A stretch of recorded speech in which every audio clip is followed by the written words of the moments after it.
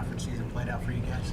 I would just assess that, we did a great job. We've learned a lot, just up to this point, and now it's time to start Big 12 play, and feel like we're ready. Last week after the game, there was some sentiment that the first few days of practice were not very good. Last week going into the Tulane game, how do you guys avoid that over the next couple of weeks with Baylor and Iowa State? Really just by preparing like we've been preparing. Last week, it was a little shaky. It's just different, kind of preparing for Tulane with the offense that they run, and I know defensively, they ran some stunts that were kind of different. So, it was just kind of hard, to kind of pick up on. But now as we get into Big 12 play, we're going to prepare just like we've been preparing, and we're going to, be fighting our butts off in practice and basically take that into the game. Obviously, a lot's changed in Baylor, I guess, throughout your career. How do you, it seems like offensively they completely changed from last season. Do you just kind of throw out everything you knew about them before going into this year? Every year is a new year. So, Baylor's a new team. We're a new team, and we're going to have to prepare the same way like we've done every single year. So. You talk about just overall defending back-to-back Big 12 titles, and you guys have played good in the league in the last 2 years. I'm sorry. Just talk about defending back-to-back Big 12 titles. The Big 12 titles, they're in the past, of course. That's something that's definitely memorable. But like I said, this is the 2017 football season, and this is what we're, looking into. We're a brand new team, and basically, this is another conference that we got to go through again. And, I feel like we're going to prepare the right way. We're going to take it a day at a time, take it a game at a time. Would you compare some of the passing attacks that you've seen in the first 3 games to the passing attacks that kind of await you in the Big 12? It's just been a little bit different. In the Big 12, it's a lot more spread out.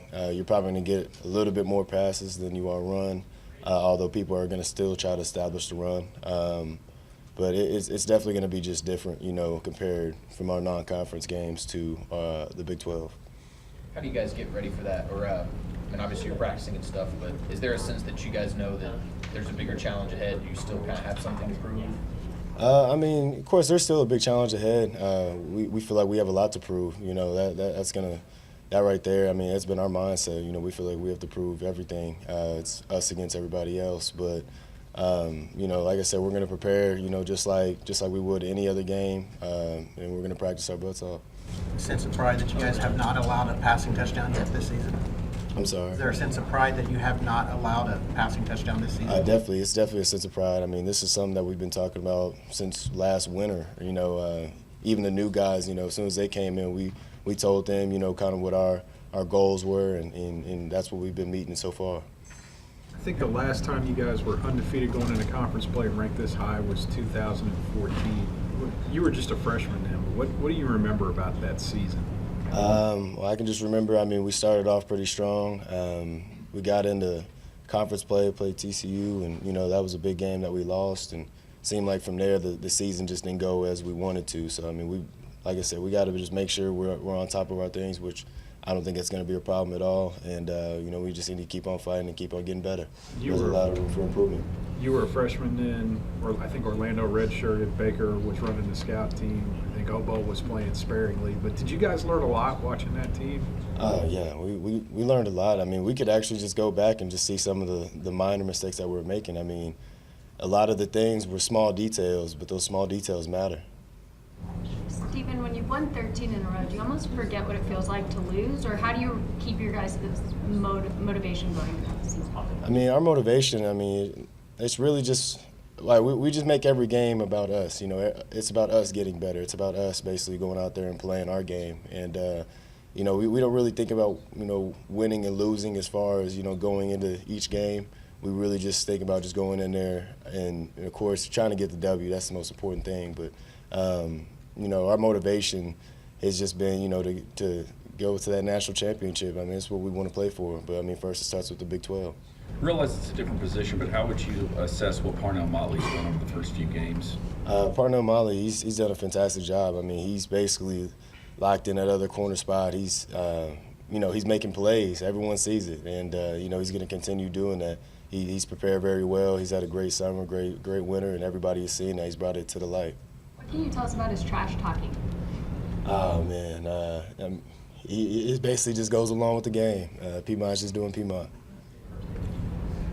Stephen, when you guys are coached on how to avoid targeting calls, what are kind of some of the basics that you're told to avoid having those called on the field? Just not lead with your head. Has that been a difficult rule to not break for you? I mean, it's a little difficult with me. I mean, because there's times, you know, where it happens, you know, kind of accidentally or incidental, but you know, you have those times where sometimes it does look like it's, you know, pretty bad or it's on purpose, but I don't feel like, you know, anybody tries to really do that. And what have you done to change and make sure you don't break it as far as technique and things? I mean, you mentioned just not leading with your head, but is there anything else specifically that you do that helps you not to do that? Really just being smart. I mean, like I said, just not leading with your head and just knowing the opportunity to actually do that. Mike Stoops talked about the safety position being thin. Can you talk a little bit about how Khalil's done, and then how important is it to get healthy at that spot going forward? Yeah, it's really just about keeping the whole team healthy. I mean, the whole team, we're going to need basically everybody, you know. So, I mean, the whole team really just needs to make sure, you know, that we're covering well and making sure that we're preparing well, excuse me.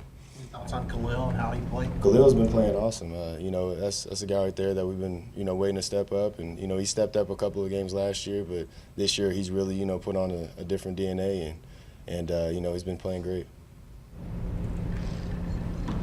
What does the team learn about itself in the Ohio State game, and how will that carry over throughout the rest of the season? I mean, we kind of just learned, you know, just who we are, you know, what kind of team that we are. You know, we have a team full of fighters as far as, you know, we're going to fight to the end no matter what the score is. And, you know, we take away from that going into Big 12 by, you know, just fighting every single day, making sure that we're never out. You know, we never count ourselves out. We go out there, you know, with the mentality to win and the mentality to basically go be the bigger team and the more physical team, and I feel like that's what we've done. You have a quarterback who shows up like that in that clutch moment. What does that do to the overall confidence of your team? Man, it boosts the team tremendously. I mean, if you got a quarterback like that's you know that's bringing that fire and that fight, you know, out of the team, then you know that team is dangerous.